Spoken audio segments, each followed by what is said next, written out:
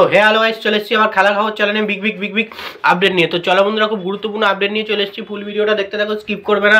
Skip করলে কিন্তু ভিডিওর মধ্যে অনেক কিছু মিস করবে। এবং এই খেলার খবর চ্যানেলে যারা নতুন আছে অবশ্যই এই খেলার খবর চ্যানেলটা সাবস্ক্রাইব করে পাশে থাকো এবং পাশে থাকা বেল আইকন ঘন্টাটাকে ঢং করে বাজিয়ে দাও। বেশি বেশি লাইক এবং কমেন্ট করে দাও, যাতে মোটিভেট হয়ে তোমাদের এই খেলার খবর চ্যানেলে আমি ফার্স্ট আপডেট দিতে পারি। তো চলো বন্ধুরা, ফার্স্ট যে আপডেটটা নিয়ে কথা বলবো, খুব গুরুত্বপূর্ণ একটা আপডেট তোমাদেরকে শেয়ার করতে চলেছি। তো মোহনবাগান শিবিরের প্লেয়ার অ্যালবার্টো রড্রিগেজকে নিয়ে ফার্স্ট আপডেটটা দেবো। তো মোহনবাগান শিবিরের প্লেয়ার অ্যালবার্টো রড্রিগেজকে নিয়ে যে আপডেটটা আছে সেটা হচ্ছে, অ্যালবার্টো রড্রিগেজকে নিয়ে একটু কিন্তু দুঃসংবাদই আছে। অ্যালবার্টো রড্রিগেজ কিন্তু চোট পেয়েছেন, এমনটাই কিন্তু খবর। তো ব্যাপারটা যেটা শোনা যাচ্ছে, গতকাল প্র্যাকটিস সেশনে কিন্তু অ্যালবার্টো রড্রিগেজকে সাইড লাইনে প্র্যাকটিস করতে দেখা গেছে। মানে মূল বল পায়ে কিন্তু প্র্যাকটিস করতে দেখতে পাওয়া যায়নি, সাইড লাইনে প্র্যাকটিস করতে দেখা গেছে। মানে একরকম রিহাব সেশন সারতে দেখা গেছে। এবং যেটা শোনা যাচ্ছে, সে কিন্তু হালকা পাতলা করে একটু হলেও চোট পেয়েছেন। এবং এই চোটটাকে নিয়ে কিন্তু খুব একটা ভাবার বিষয় নয়। হয়তো হালকা চোট পেয়েছেন, একদিন রিহাব সেশন সারছেন, সাইড লাইনে প্র্যাকটিস করছেন এবং আবার দেখা যাবে আমার মূল পর্বে তিনি ফিরে যাবেন, বল পায়ে আবার প্র্যাকটিস করবেন। মানে চোট পেয়েছে কিন্তু এটা কিন্তু খুবই গুরুত্বপূর্ণ একটা ব্যাপার, সত্যি কথা। কিন্তু ব্যাপারটা হচ্ছে কতটা বেশি চোট পেয়েছে। তো যে সমস্ত মানে আপডেট শুনে বোঝা যাচ্ছে, অ্যালবার্টো রড্রিগেজের চোটটা কিন্তু খুব বেশি গুরুতর তা কিন্তু নয়, মাঝামাঝির মধ্যে হালকা পাতলাই চোট পেয়েছেন। হয়তো সেরে যাবেন। মোহামেডান ম্যাচে কিন্তু অ্যালবার্টো রড্রিগেজকে অবশ্যই দরকার, সল্টলেক স্টেডিয়ামে মিনি ডার্বি। এই ম্যাচে কিন্তু অ্যালবার্টো রড্রিগেজকে ভালো পারফরমেন্স করতে হবে। তো সেক্ষেত্রে দলে ফিরতেই হবে। এবং চোটটা নিয়ে কিন্তু খুব একটা যে গুরুতর কোনো চোট তা কিন্তু শোনা যাচ্ছে না, হালকা পাতলাই চোট পেয়েছেন, তাই জন্য সাইড লাইনে প্র্যাকটিস করেছেন।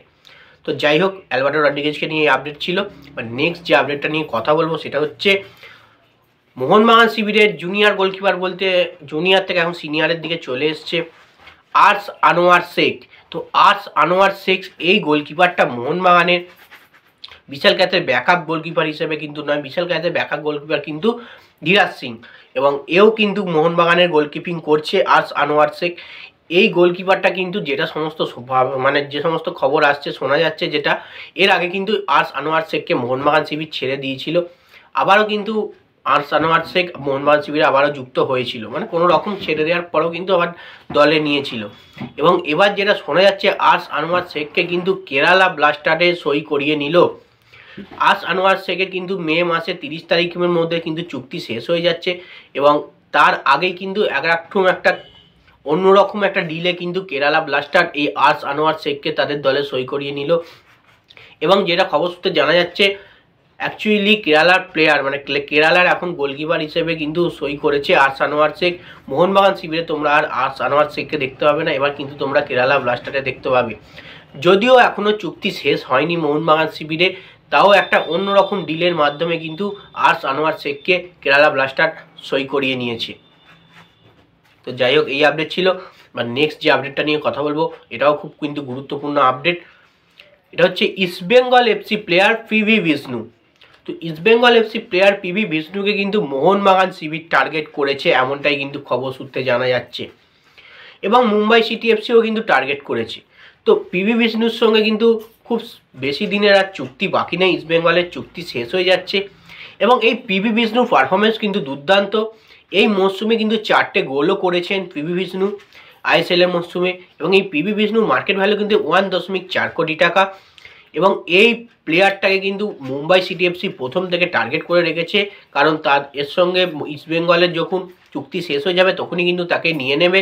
এবং তারপরে খবর সূত্রে যেটা জানা যাচ্ছে, মোহনবাগানও কিন্তু পিভি বিষ্ণুর ওপর একটা টার্গেট করেছেন দলে নেওয়ার জন্য। এবং আইএসএলের দুটো শক্তিশালী দল বলতে কি পয়সার দিক থেকে শক্তিশালী দল, যেমন মুম্বাই সিটি এফসি পয়সার দিক থেকে শক্তিশালী, এবং মোহনবাগান পয়সার দিক থেকে শক্তিশালী।